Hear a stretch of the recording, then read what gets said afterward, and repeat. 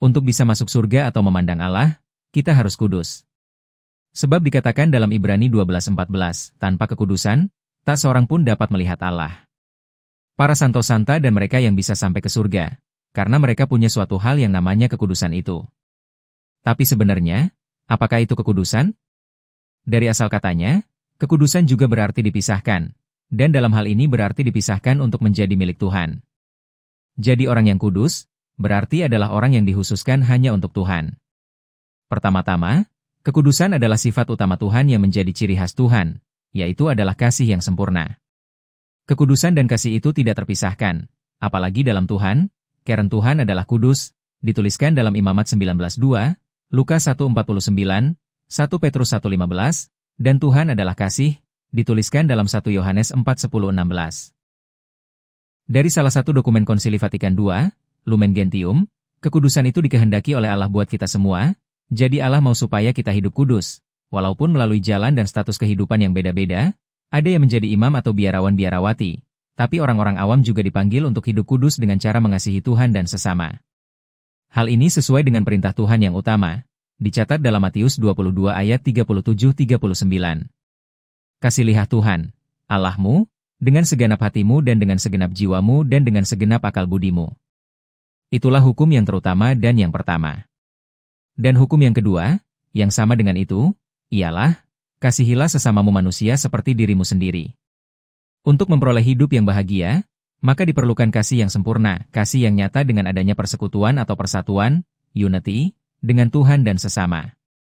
Persatuan dengan Tuhan dan sesama dalam kasih ini tentunya bisa mulai dicapai di dunia, bukan hanya bisa dicapai di surga. Cara mencapai persatuan kasih ini di dunia, Santa Teresia Lisius mengatakan, kekudusan dimulai dari hal-hal kecil dan sederhana yang dilakukan dengan motif atau alasan kasih yang besar kepada Tuhan. Misalnya sebagai seorang anak, membuatkan teh atau kopi untuk orang tua mereka ketika bangun pagi atau memijiti orang tua ketika mereka pulang kerja. Sebagai seorang pelajar, belajar dengan sungguh-sungguh dan mengerjakan soal ujian dengan jujur, atau mungkin sebagai seorang pekerja, dapat melakukan yang terbaik dalam pekerjaan dan menghibur sesama pekerja yang sedang sedih atau lesu karena berbagai hal. Sederhananya, kita sadar akan kehadiran Tuhan dalam diri kita dan dalam diri sesama kita. Jadi kita berusaha buat melakukan apa yang menyenangkan Tuhan dari perkataan dan perbuatan kita. Dan dari hal-hal kecil ini, kita seperti berlatih untuk melakukan kehendak Tuhan, yaitu supaya kita menjadi sempurna.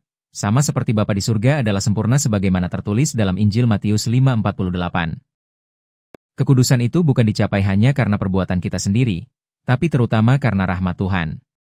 Tuhan sudah memberi kita contoh dan teladan yang luar biasa sempurna dalam kasih dan kekudusan, yaitu dari pribadi Yesus Kristus yang karena Ia begitu mengasihi Allah Bapa dan kita, Ia mau melakukan perintah Bapanya dan memberikan nyawanya sendiri untuk menebus dosa manusia. Dan juga teladan yang lain adalah dari para orang kudus atau para santo dan para santa, yang terus mengandalkan Tuhan, mengakui dengan rendah hati kalau mereka butuh belas kasihan Tuhan, dan terus mencari pertolongan Tuhan dalam hidup mereka. Salah satu cara yang terutama dan bisa kita lakukan setiap hari dan bahkan hingga hari ini adalah dengan mengikuti perayaan Ekaristi. Karena dalam Ekaristi, kita mengalami persatuan dengan Tuhan dan sesama, dan memberi kita kekuatan untuk berbuat kasih pada Tuhan dan sesama. Apabila kita gagal dalam mengasihi Tuhan dan sesama, maka kita harus cepat-cepat mengaku dosa dalam sakramen tobat. Dan sesudah itu, selalu berjuang untuk tidak pernah mengulangi dosanya lagi.